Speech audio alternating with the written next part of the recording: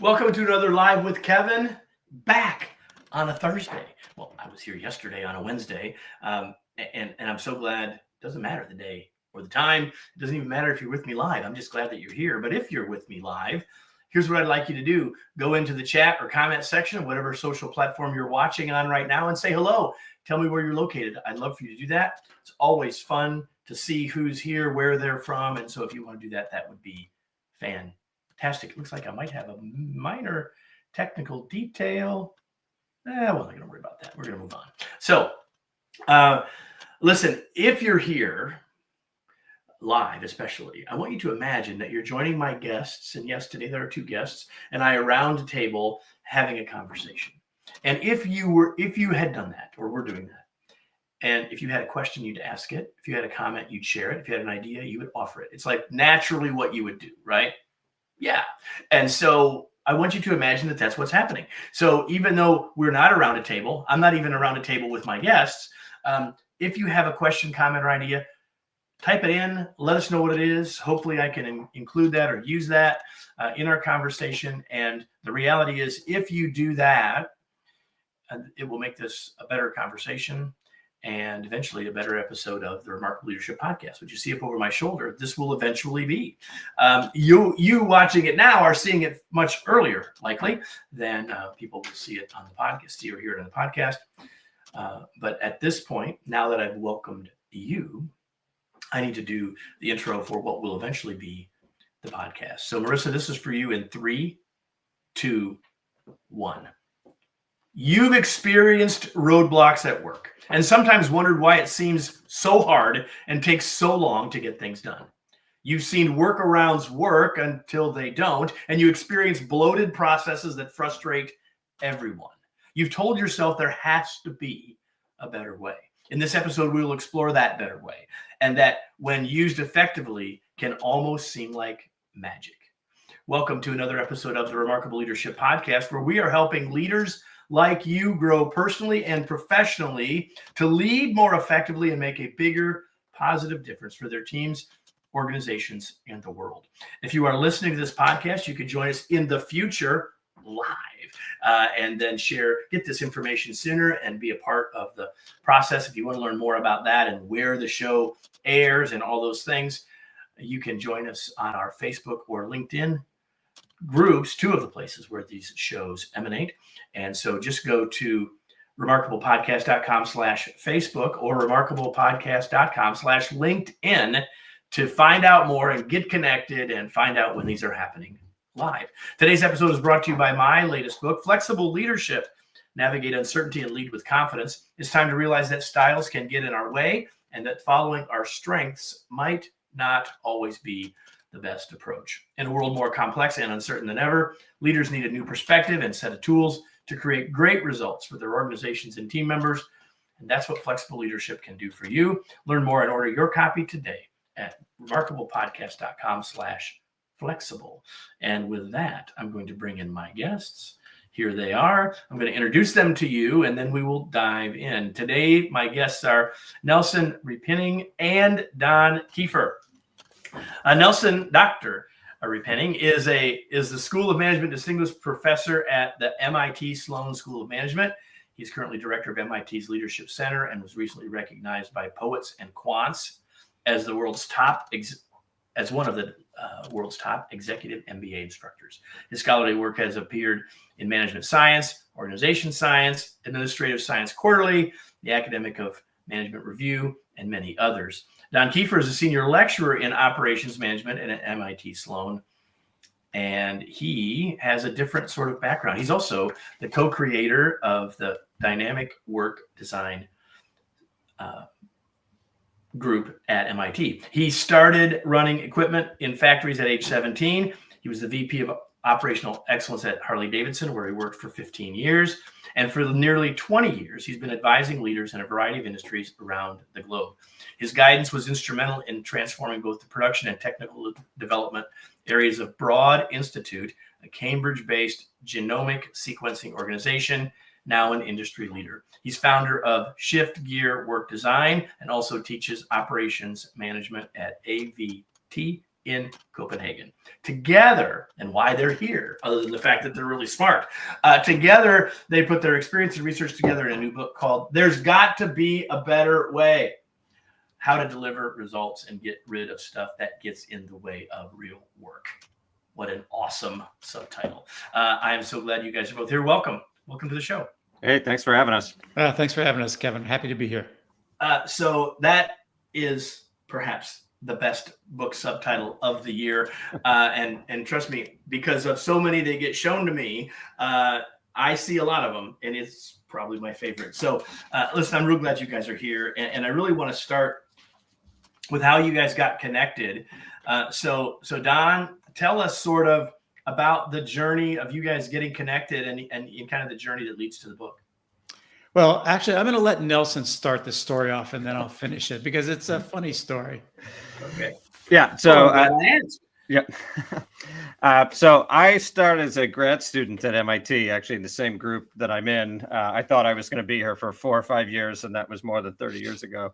But I was looking, as all grad students do, for a research topic. And at the time, all my PhD student colleagues were, this is MIT, we're doing very mathematically oriented stuff. So they were developing new algorithms and, decision methods and stuff like this. And this was the era of the quality movement. So there was a lot of stuff related to lean production and quality management and so on and so forth. And I just felt like I couldn't compete. I thought I knew a lot of math till I got here. And then I realized I was in a whole different league of baseball than I had ever anticipated. And so I was kind of looking around for a research topic, and I ended up kind of happening upon a very heretical question, which was, did anybody actually use these tools that we were spending all this time and energy creating? And I started reading the literature and so on and so forth. And it turned out the answer to that question was maybe at best, and in many cases, not at all. And that's actually turned out to be basically the question, in some sense, I've worked on my whole life, which is, if there's a set of practices that we all agree are good things to do, why don't people use them? And so I started working on that. And at the time, the National Science Foundation had a grant program where, in order to get the money, you had to have an industry partner, which was a new effort for them at the time because they were trying to get research that was a little bit more practical. And one of Don's colleagues at Harley raised his hand at a meeting and said, yeah, we'd love to partner with you all at MIT. And so they became one of the field sites we were working with. And my contact there was the head of quality for Harley, the late Ron Hutchinson, and we were working together, and we were kind of walking down the hallway at one point, and Don comes walking the other day, and Hutch said, you really got to talk to this Kiefer guy. He's a real mover and shaker here at Harley Davidson. And so we ended up totally impromptu having lunch at the Harley cafeteria that day. And I think we were kindred spirits. Like, we were both really trying to figure out how to move the needle. And, Don will tell you more about what he was doing at Harley in a moment. But it really started, like all good things in life, completely serendipitously with a random lunch, probably a cheeseburger at Harley or whatever it was. And we've been working together ever since. So it was very lucky from my perspective. And I started. What do you want to add to that? I started out quite the opposite path. A kid from Kentucky who had a lot of frontline jobs when he was right out of high school, mostly in factories, metal cutting lathes, hard, dirty work like that. But I was a problem solver. And 25 years later, I was working at Harley and had talked my way into leading, as a manufacturing guy, leading the biggest engine project they'd had in a decade, the Twin Cam 88. And I was energetic, fired up, changing everything. And Nelson was like this very quiet, stern, intellectual guy. And so we had lunch, and I'm telling him all these things that I had done in this to get this project moving, kind of break this wall down. And I showed him that I had invented a stage gate process by interviewing people, and I had no idea what a stage gate process was. So I showed him what I did, and he just looks at me and says, Don, why don't you read a book once in a while? Stage gate process was invented in automotive 25 years ago. And I went, okay. So then I started telling him this other thing I was doing. And I was like, oh yeah, just this thing over here. And he goes, well, wait a minute. I want to learn more about that. And I go, well, what do you mean? It's just some dumb little thing I did. He says, yeah, but Don, there's not a lot of literature on this. And what literature there is says you should do exactly the opposite of what you did. And your results are stunning. So I want to learn more. And I was clever enough as kind of this, I call myself a factory rat, is this factory rat to think, I'm just a loose cannon here. Maybe this guy could help aim me. And that's how we started. He was getting primary data and I was getting guidance. And together we've been fixing things and talking about how it worked for 30 years now. So Nelson, what's the big, so I love that. Thank you. And that really sets the table for this whole conversation, which is fantastic. So Nelson, what's the big idea of the book? Yeah, so I would say one of the things I've noticed in my career is that I always have the pieces long before I can see the whole puzzle, and the kind of puzzle, big picture, I think came together kind of late. But the big idea really comes down to most organizations, and if we could spend some time, if you want to go to the arcane details, a lot of the management theory that dominates what we do every day basically presumes that the world is a pretty predictable place. We use the jargon static. It's not. Yeah, exactly right. No kidding. And actually, Kevin, the way that I try to demonstrate this when I often talk about this in class is we do this little sort of rhetorical exercise. Well, I'll ask students, particularly if they're from big companies, how long is budget season in your company? Meaning, from the day the budget goes into effect, how many months in advance do you start prepping, negotiating, and making slides and spreadsheets and so on and so forth? And, the typical answer I get is sort of on the order of 6 months for most big companies. And then I ask them, and how long is that budget accurate enough once you start using it that it's a good guide for action? And the answer typically is about a quarter, right? So if you think about it, better than I thought you were going to get. Yeah. I thought you were going to say about a month. But anyway, go ahead. But best case, a quarter, right? So that means we're spending twice as much time creating this thing as we are actually using it, right? And then, of course, as you and all your audience knows, is that once the world has changed, you spend the rest of the year making it look like you're following that budget, when in fact you're not, because the world is now a different place, right? And so we talk a lot about workarounds, and again, everyone is familiar, and they wouldn't be in the jobs they're in if they didn't have a big toolkit full of duct tape and safety pins and other things, basically to meet their numbers now that the world is different. And I think the big idea, there are all sorts of implications, right, and unintended consequences of that. And that's just one process. Exactly. And the big idea of the book is that so much of the creativity and energy of people in big organizations is going to adapt to this dynamic world, but they're doing it essentially under the waterline. It's all surreptitious because, they're making it look like they're following the budget and the plans and the strategies when they're not, right? And so the big idea of the book really is that if we accept the fact that the world is unpredictable and that our impact on that world is also unpredictable, right? All the big tech companies, they invent some new product. They have no idea what it's going to do or whether it's going to succeed or so on and so forth. If you accept that, we're going to actually design and manage the work differently. And so you referenced earlier this thing that Don and I've created called dynamic work design. And basically what it is a set of design principles that says, if we accept the fact that the world is unpredictable, we might actually do things a little bit differently. And I think what Don and I have discovered is with that just one shift in mindset, the gains that we can unlock in how organizations work are really quite stunning. And I'm sure we'll get to this a little bit later. But I think the sort of corollary to the big idea is that people have no idea how much waste and churn and frustration and chaos underlies all those efforts to make it look like we're following the plan when in fact the world has changed. And so, we could talk about the details, but the gains it has unlocked and the companies we work with have been so big that as the academic of this pair, I'm sometimes kind of scratching my head like, is this really real? But I've seen it happen enough times. I'm pretty confident that it is. One of my observations is that everyone who's listening is nodding their head about everybody else's work, but not necessarily about theirs. Because we'll talk about visualization before, probably at least a little bit before we're done. So one of the things that you guys say early in the book, and we've already walked around it. So Don, I'm just going to have you address it specifically. And that is what you guys call the firefighting trap. And what I find is a lot of folks got promoted because they were really good at fighting fires. And what Nelson is saying is we're creating them. So tell me about the firefighting trap, Don. Yeah, actually, this is the first half of Nelson's career in research. I've experienced it, but he's really. That's why I wanted you. He's really studied it. Yeah, so we'll talk about the real world for a the minute. basic. That's a comment I really appreciate. Yeah. So the basic dynamic is work is going along. And then all of a sudden, for some reason, you get behind. Either it's a business success, you got more orders than you think, or a problem happened and things start slowing down. Maybe that it takes you longer to deliver than the customer wants, but all of a sudden there's a need to expedite something.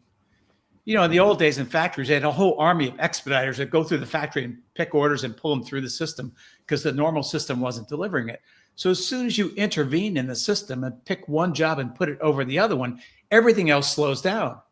Now, sometimes you have to do that because there's a fire or an emergency or a change in the market, and you need to make sure the right things are happening because your system can't respond quickly enough.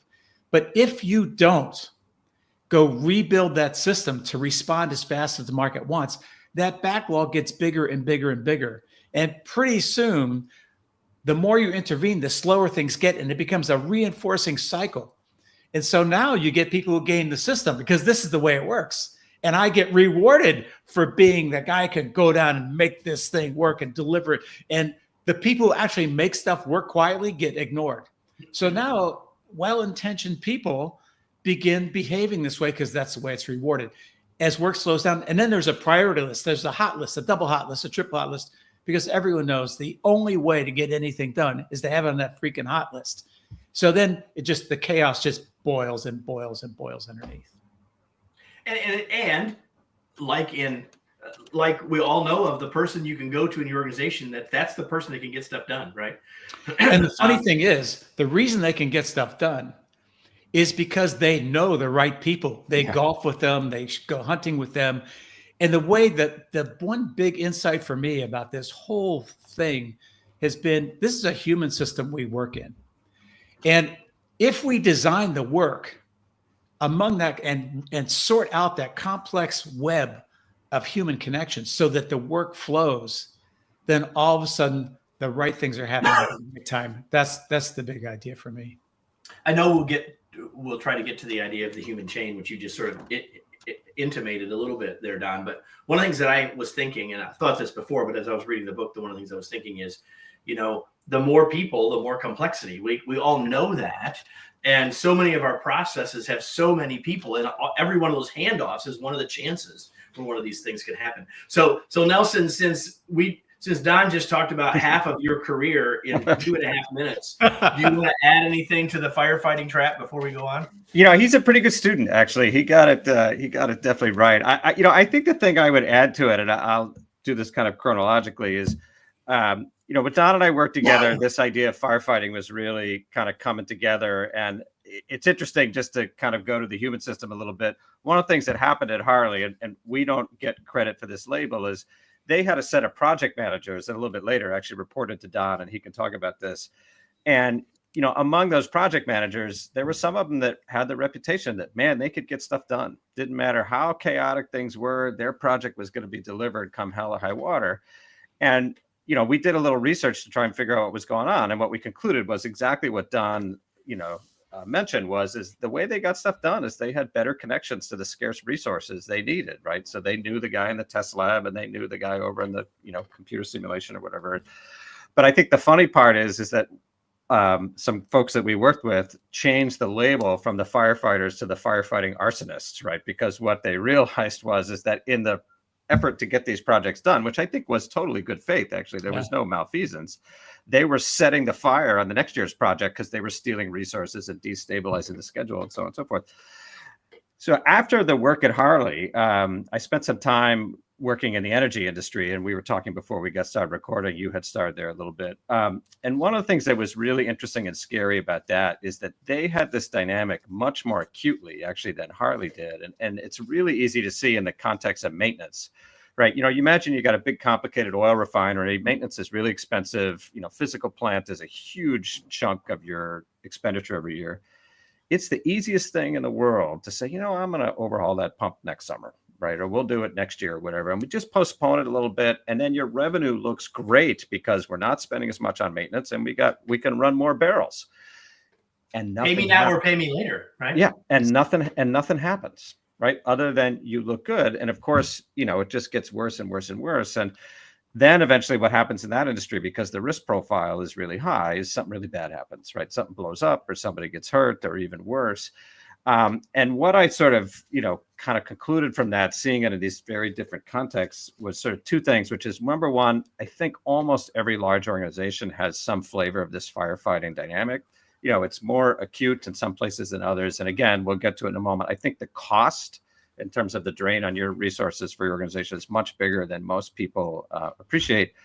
And then the other thing, not to be sort of too sober about it, is something that I think senior leaders really need to keep their eye on, particularly if you're in an industry that has some kind of risk profile, because when it goes south, some really ugly stuff can happen. And again, I think one of the things that made the energy industry so prone to this is you can do it wrong in that industry for a long period of time and get rewarded for it. But when something bad happens, it's really bad. And Harley was probably in the middle, in terms of that continuum. So I think it's a very real thing. Almost every manager probably is dealing with it. And again, boy, if you can get on top of it, the gains for performance can be pretty big. There is an underlying dynamic, Kevin, that really encourages this behavior, even among well-intentioned people, which is I do all this kind of trimming and refocusing, get on the right priorities, stop training on the blah, blah, blah, really fix the maintenance program. And the numbers go up. And 2 years later, I get promoted. Then poor Nelson comes in and he's got something that's now been deteriorated, a lower, less stable. And this is Nelson's story. Then he calls me up and says, Don, how'd you do that? I said, I just cut maintenance. So Nelson do the same thing until he gets promoted. And so it's just this self-reinforcing. And then the brain piece is that if I touch a hot stove, I learn really quickly not to touch that hot stove. But imagine if you touch the hot stove and you don't feel the pain for 2 years later. When you're driving your car, you blame that on the car. So that the human brain just doesn't connect the dots over those long spans of time. So managers actually are learning exactly the wrong lessons in this cycle. And got promoted for the wrong things. So they keep doing those things because human behavior says, why wouldn't you? It's all turned out well for me. What's wrong with you? Exactly. This is not, I want everyone who's listening that if you're hearing this and you're sensing this in yourself or your organization, don't go to blame here. Cause that's not like, it's right. It all makes sense. We got to get past the blame because it's, well, they need to fix it. Like they would fix it. We wouldn't have a problem. Right. They changed the budgeting process. That maybe right. We could spend a bunch of time in the big idea of dynamic work design and the 5 pieces, and we're not going to get to all 5. I'm just going to tell everybody that you are listening to a conversation with Nelson Repenning and Don Kiefer about their brand new book. As if you're with us live, it's not even out yet till next week. You can still order it, of course. There's got to be a better way. We could get to all of that, but there's one other thing that nearly every organization that I've worked with in 30 plus years, if you're with them for any length of time, this word will come up, and that is silos.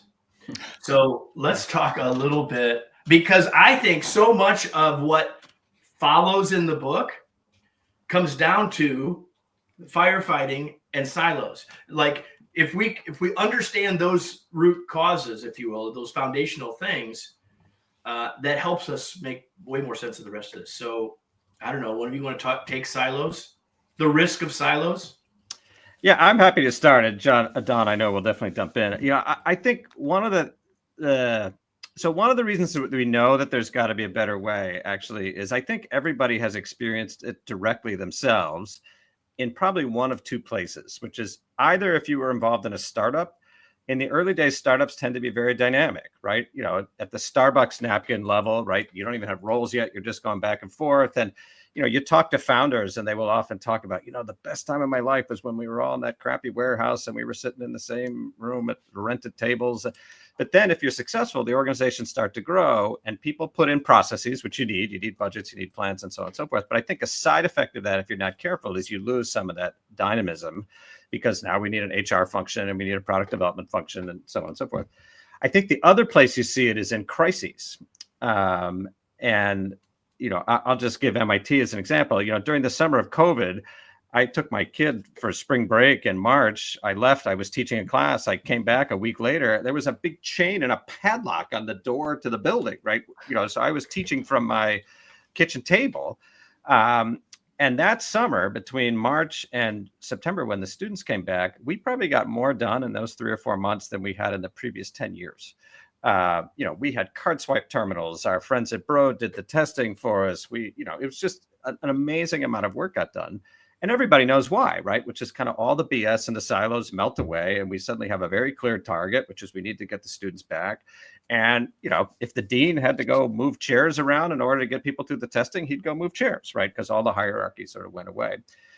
So we know it's possible. And yet I think the sort of interesting paradox is that we know it's possible. We don't do it on a day-to-day basis. And I think, part of that reason is that the natural evolution, which I think has this roots in this sort of static view of the world, is we start creating these silos, right? We have HR and so on and so forth. And pretty soon, because people are not connected to the target of the organization, we start focusing on our local targets, which is, I need a bigger budget for HR or whatever happens. And I think to get to the bottom line is the biggest technique that we have developed, and I know Dom will have a ton to say about this, is to get people to realize is that the work does not care what function it is, right? If you want to think of the silos as going up and down, the work kind of goes across. And when people start focusing on how does the work move through the organization, they can suddenly see all those barriers and kind of the BS that shows up much more clearly. And then the problems in terms of making the work better almost reveal themselves. And I think, just to say one more thing, this is pretty easy to do with physical work, and this is probably a theme that we'll come back to because you can see the work move. Knowledge work is 100 times harder because it doesn't leave a sort of physical signature, right? It moves from one silo to the next, but it's all completely opaque to us. And so when we can get people, our students, Don and I teach a class together here at MIT, are doing this right now, actually, which is for their assignment. They're sort of mapping how knowledge work is moving through the organizations. Visualizing it. Yeah, right? I'll have them in class in a couple of weeks, and the first question will be, did anybody find anything embarrassing? And their eyes are going to be about this big because they're like, I cannot believe how we do work around here. So once you can see how the work moves, that has become kind of our, magical, vaccine for the, to get rid of some of those silos and get the work moving. The book is worth reading for the story about the clothesline, which is a story about Freddie May, as it turns out, which is somewhat irrelevant, except that story alone is worth the book, from my perspective. So, Don, before you add anything about silos, I just want to make this comment, and maybe this will resonate with someone. I say to people all the time, like, you can see how strong the silos are by what T-shirt are people wearing. Exactly. Are people wearing the Harley Davidson T-shirt, or are they wearing the quality T-shirt, or are they wearing the second shift T-shirt, or like because however, that's how we view the work, is the circle we put around it. And the silos, in case you didn't know, are circles. And so anything you want to add, Don, to the silo thing? I've got a couple more things. I used to say, ask people, where's your home team?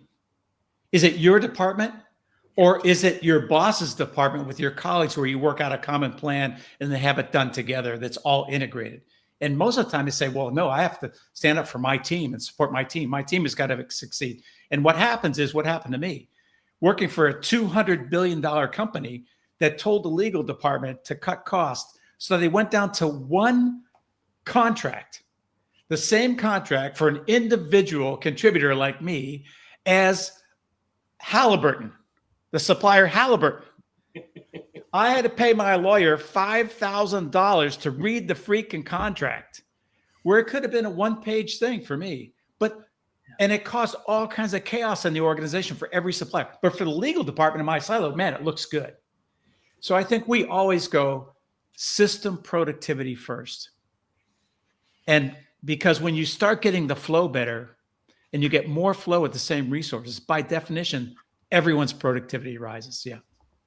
And I would just add to that, Kevin, really quick. My office here in Cambridge is kind of on the border of biotech, this sort of biotech Silicon Valley. The whole industry is right here in Cambridge, Mass. And I've probably given a talk at every one of the companies here, and always on the same topic, which is, if you want to make silos one worse, right, put them in the matrix, right, which is, now we have, rows and columns. And I've given a talk to every one of them about, how they're managing their matrix organizations. And the problem that they have is not only do you have your home team when you're silos, but then those silos, despite in addition to being kind of parochial, impose their own priorities on the work that's going through. And so if you're responsible for getting a molecule, through the development process at one of these biotech companies, you got to go to every organization and sell them like, this is the more important drug than the other one we're working on. And it's just a jumbled mess. And again, because people don't see the path that these projects have to follow through all these different stations to get stuff done. And again, the cost of this is just enormous, and I think largely hidden from most of the people that are, they just spend their day trying to get stuff done without sort of really realizing the crazy that they're embedded in. There's a difference between activity and accomplishment. Yeah, exactly. Let's be clear. Right. The book talks about 5 core areas of dynamic work design, and at some level we've talked in some ways, even though we haven't walked through them like we might in a PowerPoint slide.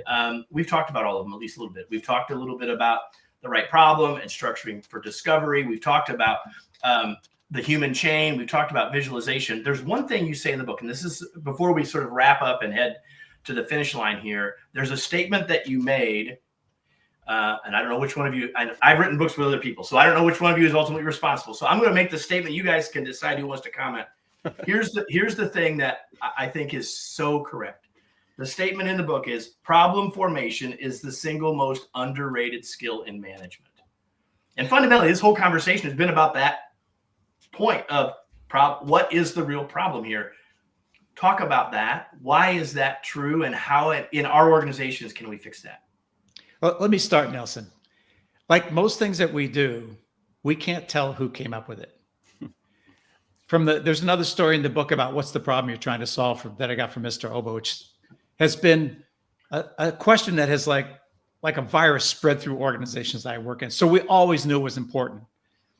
And when we decided to start writing an article, I think Nelson focused in on that. He felt that was the most important thing. And I think Nelson, take it over from there, that the whole thing about problem formulation was important. Yeah. So I think that one way to sort of go at this is I've been hugely influenced in my scholarly career by this basic idea that's now been in a lot of books, is we have sort of 2 ways of thinking, right? So a lot of people of your audience probably read the Dan Kahneman book, Thinking Fast and Thinking Slow. And there's a bunch of different variants. There's a lot more people that have it on their shelf or say they've read it than have actually read it. But yeah. Yeah. And the way I think about it is, we basically have, conscious processing and automatic processing, right? And most of what we do, and that conscious processing turns out to be pretty expensive. So most of what we do during the day is just based on simple rules that we've learned through, practice. So, there's all this hype about large language models. Well, we all have the original large language model in our heads, which is that sort of automatic processor. That conscious processing, in my mind, is one of the most scarce resources that organizations have, right? Because we all have this high-powered computer in our heads, but we don't really want to use it if we don't have to. And so we want to make sure from an organizational point of view that people bring that to bear on the stuff that really matters. And I think the big insight that Don and I had is getting people to just state the problem they're trying to solve is a really powerful way to get people to engage a little bit more of that conscious processor. Now, to be fair, if there's any academics out there, I haven't put managers into an MRI machine yet to scan their brains while they're writing problem statements. So this is all hypothetical, but we have brought them to tears. Yes, we have. They're full of solutions and full of attributions, but we ask them, what's the problem? And they stutter, stammer, their face gets red. They can't do it. Right. Or you have 7 people in the room and you ask them all to do it. And when you put them on the flip chart, they're all different. They're drastically different. Right. Exactly. And so I think the bottom line is just getting people to be clear on the problem you're trying to solve just allows us to, break a bunch of frames and automatic habits and stuff like that. And, it's interesting. Don and I have taught this stuff a lot, and students in the beginning of the lecture, be like, oh, okay, yeah, what problem I'm trying to solve? Got it. I can write it down. And then we're like, okay, write a problem statement for your organization. And then suddenly they're like, oh, wait, this is a lot harder than we thought. But once they get the hang of it. It's easy conceptually. Yeah. But they're evangelized. And I think it really makes people much more effective. And, another way of framing this, and then I'll, Don could certainly chime in, is there is nothing that brings a bad meeting to a screeching halt faster than the question of, hey, folks, what problem are we trying to solve? So it's really a powerful intervention that's often needed. When I resigned from Harley Davidson, I went to my boss's, the president's office, and he wasn't expecting at all. I was one of the hot shots, blah, blah, blah. And so I said to him, Jim, you're probably tired of me trying to tell you how to do your job. He goes, yes, I am. And I said, and you're probably really sick of that stupid, irritating question. What's the problem you're trying to solve? Because he would tell me what to do. I go, that's great, Jim, but what's the problem you're trying to solve? Stupid. He goes, I'm really sick of that. I said, good, you won't have to do it anymore because I'm resigning. All right. Hey, but before we go, I've got a couple of other things. I'm going to sort of shift gears here before we finish. Longtime listeners will know the two questions I'm going to ask you. But Don, we'll start with you first here. What do you do for fun? I bicycle. You even work now. I bicycle. I bicycle way more. I don't say I'm retired. I still work. I just don't have a job. So, but I spend a lot of time on the bicycle. And Nelson, what do you do for fun? So I'm an avid masters bike racer too. And then I also play a little golf. And for those of you that read the book, you'll see that my mother actually makes a cameo appearance as kicking my ass on the golf course. So that's even though she's in her 80s. So trying to regain my manhood is one of my main activities on the outside of work. There's a theme about you getting your butt kicked at various activities in this book. Yeah. So you'll have to read it to know that. So Nelson, what are you reading these days? I just started a book called The Mindful Body by legendary Harvard psychologist Ellen Langer, who I highly recommend. She's on a bunch of different podcasts. And the thing that I think this will connect to a lot of the work that you've done that I've been sort of obsessed with lately is there's a lot of research that suggests that being curious changes our brain in some pretty fundamental ways. And so I'm starting to believe that's a leadership superpower. So that's what I'm interested in. 100% agree with that. Don, what are you reading? Well, Nelson actually did talk me into starting to read a book here and there. But I'm reading murder mysteries. The Louise Penny series is the one I'm on now. All right, awesome. We'll have links to both of those in the show notes, as we always do. And we'll also have links to this book these two guys wrote called There's Got to Be a Better Way. Where can we find you? Where do the people learn more about the book? Like, what do you want to say about any of that before we wrap up, guys?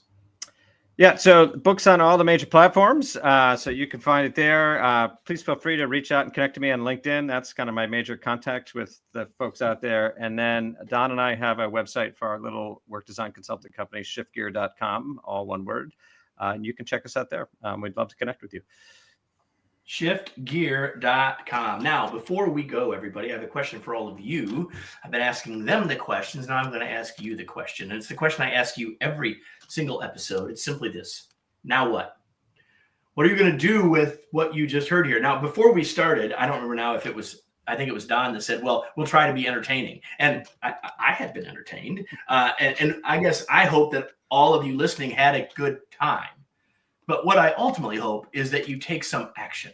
And the now what question begs the action. What will I do as a result of being here? And maybe, I don't know what you wrote down or mentally wrote down. If you're riding your bike or doing something else right now, I encourage you to take a minute before you go forward with whatever the next thing on your list is to ask that question. Now what? What am I going to do with this? Maybe it's thinking about the fact that we have to think about work as being unpredictable and uncertain rather than static. Maybe it's something about this idea that the work doesn't care about what function is doing it. Maybe it's simply, I'm going to start asking that question, what problem are we trying to solve? I don't know what it is, but I know that if you don't take some action from this, the value that you get will be significantly reduced.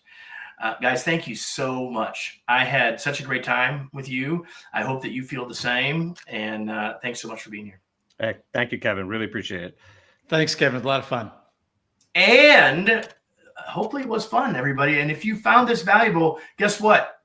There's a whole lot more in the archive, but you may not go back, but you can come back next week. And the way to come back next week is make sure you subscribe wherever you're watching or listening from so you don't miss any future episodes. By the way, tell somebody else to join us as well. Do those things, and I'll be back next week with another episode of the Remarkable Leadership Podcast.